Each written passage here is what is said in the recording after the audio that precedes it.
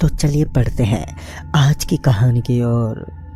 दोस्तों, ये कहानी उस समय की है जब मैं 9वीं कक्षा पास कर चुका था और अब मेरा घर शिफ्ट होने वाला था, वो भी करोल बाग में। इसलिए मैं काफ़ी एक्साइटेड भी था और थोड़ा सा दुखी भी, क्योंकि अपने पुराने दोस्तों को छोड़कर जाना थोड़ा मेरे लिए मुश्किल था।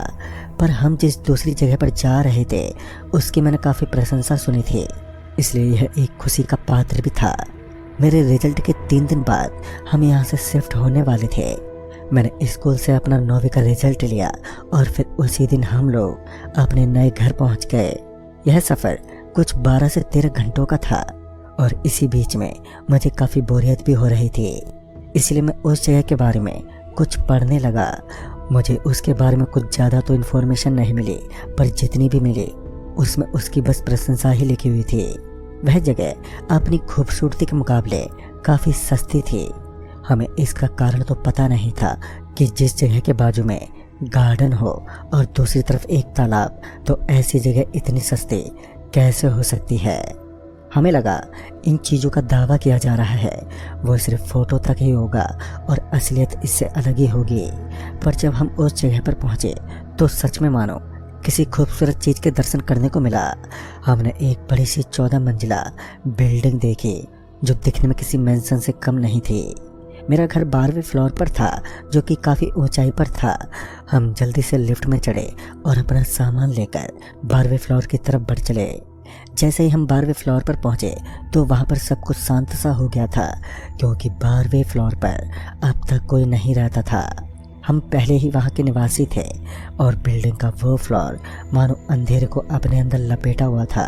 वह काफ़ी अंधेरे से भरा हुआ फ्लोर था। हमारा घर वहां पे सबसे कोने में था, पर वहां से अच्छा व्यू भी आ रहा था। फिर हम उस घर में शिफ्ट हुए। घर अंदर से देखने में तो बहुत अच्छा था, पर अपने रेंट के हिसाब से सच में काफ़ी महंगा दिखाई पड़ रहा था। हमने इस बात पर बिल्कुल भी ध्यान नहीं दिया कि ऐसा रूम हमें इतने सस्ते में कैसे मिल गया। शायद यही हमारी आगे एक बहुत बड़ी गलती साबित होने वाली थी। एक दिन बीता। अब मैं यहाँ के लोगों से पहचान बढ़ाने के लिए बिल्डिंग के नीचे गया। यह बहुत ही अजीब सी बात थी कि मुझे गिने चुने कुछ लोग ही वहाँ पर दिखे और वह लोग भी बस अपने में ही रहते थे। कोई किसी से ज़्यादा बातचीत नहीं करता था और नए लोगों से तो मानो इनको अलग सी दुश्मनी थी। पूरी बिल्डिंग में कम से कम 250 से 300 तक कमरे थे, पर वहाँ पर सिर्फ 30 से 40 लोग ही रहते थे।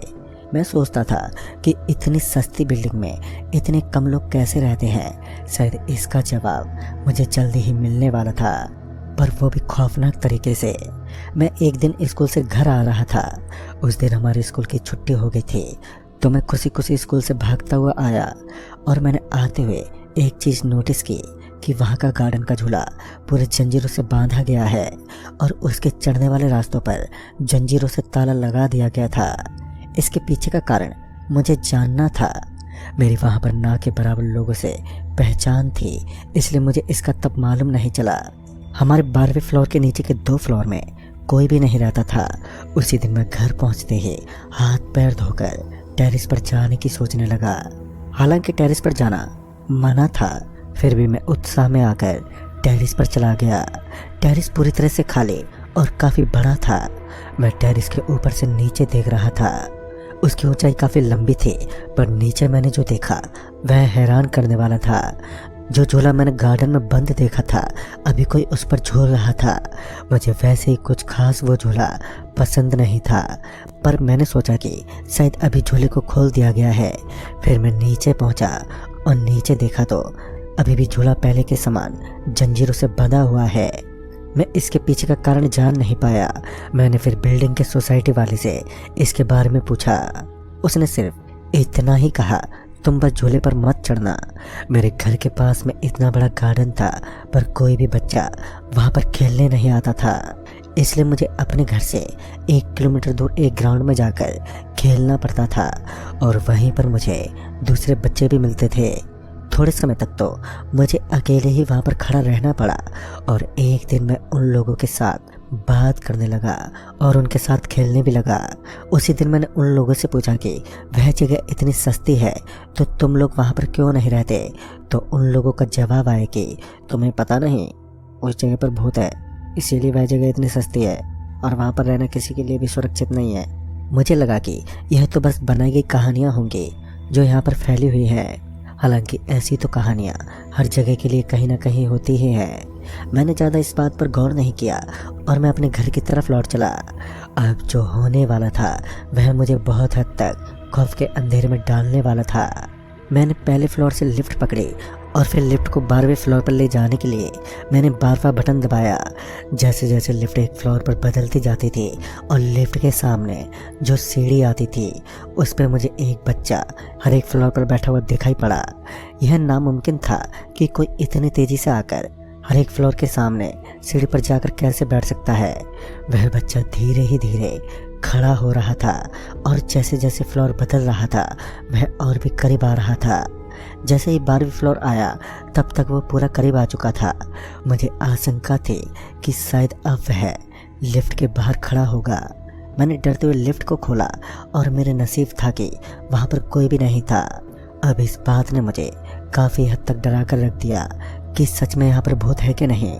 मैं बस इतना सोच ही रहा था कि मेरे घर के एकदम दूसरी तरफ अंत में मुझे वही लड़का खड़ा दिखा जो दूसरी तरफ देख रहा था। मैंने उसकी तरफ बिल्कुल भी नहीं देखा और मुड़ते हुए अपने घर की तरफ चल पड़ा। मैंने घर में जाते ही अंदर से बंद कर लिया। मुझे उस हादसे के बाद बहुत जोर का बुखार चढ़ गया। 1 हफ्ते तक मैं बुखार में ही था। मेरे माँ बाप को मेरे बुखार का कारण समझ नहीं आ रहा था। मैंने उन्हें ये बात नहीं बताई थी। मेरे साथ ये घटना हुए 5 से 6 दिन हो चुके थे, पर अभी तक मुझे कहीं ना कहीं लग रहा था कि वो सब मेरा वहम था। मैं भले ही इसे मेरा वहम समझ रहा था, पर अभी भी मुझे घर से बाहर निकलने में भी बहुत डर लग रहा था। मैं किसी से इस बात का जिक्र करना चाहता था। इसी सोच में मैंने अपने घर से नीचे की तरफ देखा, पर वहाँ पर जो मैंने देखा वो देखने के लिए मैं तैयार ही नहीं था। फिर मैंने देखा कि जो झूला जंजीरों से बंधा हुआ था वो अभी भी खुला हुआ है। एक लड़का चलते हुए उस झूले की तरफ बढ़ रहा है। वो झूले के करीब आते ही उस पर बैठ गया और झूलने लगा। उसको झूले पर बैठे कुछ क्षण भी नहीं हुए थे कि उसने सीधे अपनी मुंडी मेरी तरफ घुमा ली। वो सीधा ऊपर की तरफ मेरी ओर देखने लगा। यह देखकर मैं बहुत ज़्यादा डर गया और घर के अंदर की तरफ आकर मैं चुपचाप बैठ गया। तभी मेरे दरवाजे पर कुछ दस्तक देने लगा। उसकी आवाज़ सुनते ही मेरा दिल जोरों से धड़कने लगा। मेरी हिम्मत नहीं हो रही थी कि मैं जाके दरवाज़ा खोलूं।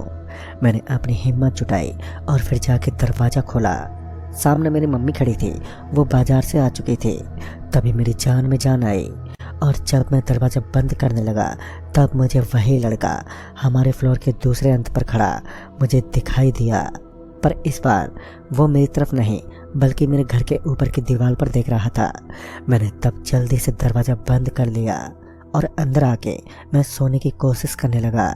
मैं पूरे समय इन चीज़ों के बारे में ही सोच रहा था और मुझे कहीं ना कहीं ऐसा लग रहा था कि ये जो कुछ भी है मुझे कुछ ना कुछ तो बताना चाहता है, वरना अगर इसे मुझे हानि पहुंचानी होती तो वो इसे बड़ी सरलता से कर लेता। एक दिन जब मैं स्कूल से लौट रहा था और लौटते हुए मेरा ध्यान उस झूले पर गया। अभी वो झूला खुला हुआ था और अपने आप ही हिल भी रहा था। वहाँ पर हवा बिल्कुल भी नहीं चल रही थी, पर फिर भी झूला हिलते ही जा रहा था। यह दृश्य देखने के बाद कोई भी आम आदमी आराम से डर जाता, पर उस वक्त ना जाने मुझे डर कम और आकर्षण ज़्यादा हो रहा था, जैसे वो झूला मुझे बुलाने की कोशिश कर रहा हो। मेरे कदम अपने आप ही झूले की तरफ चल पड़े। मैं बैठना नहीं चाहता था, पर मेरे शरीर पर मेरा काबू नहीं रहा। मैं झूले पर बैठा और झूला अब अपने आप ही आगे पीछे होने लगा, जैसे पीछे से कोई झूले पर बल लगा रहा हो। मुझे अचानक से भूकंप जैसा कुछ महसूस हुआ और झूला एकदम से उल्टा हो गया। मैं झूले पर एकदम से उल्टा लटक गया और मैं किसी तरह कांपते हुए उस जगह से भाग निकला। फिर मैं डरते थरथराते हुए अपने घर पहुंचा। घर पहुंचते ही मेरी मम्मी ने मुझसे पूछा कि आखिर क्या हुआ। फिर इस पर मैंने उन्हें शुरू से लेकर सब कुछ बताया। फिर मम्मी ने मेरी बात सुनी और उसके बाद वो भी काफ़ी डर गए। उन्होंने कहा उन्हें भी यहाँ पर कुछ अजीब लगता है। उन्हें ऐसा लगता है कि खिड़की से कोई झांक रहा है। इसके बावजूद कि वो 12वें फ्लोर पर था, उन्हें किसी लड़की की चीखें नींद में सुनाई देती हैं। पापा को मम्मी ने तुरंत ही फ़ोन लगाया और उसके बाद पापा फौरन घर पहुंचे और घर पहुंचकर ये सब जानकर उन्होंने फैसला किया कि हम आज के आज ही इस घर को छोड़ देंगे।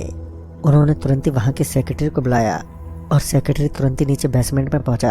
सेक्रेटरी से पापा ने कहा कि आपकी बिल्डिंग में लोग इतने कम क्यों रहते हैं, यहाँ पर कोई रहना क्यों नहीं चाहता और यहाँ अजीब अजीब तरह की चीज़ें क्यों हो रही हैं, और तो और यह बिल्डिंग कितनी सुंदर है उसके बावजूद भी इसका रेंट इतना कम क्यों है, आखिर क्या वजह है इसकी।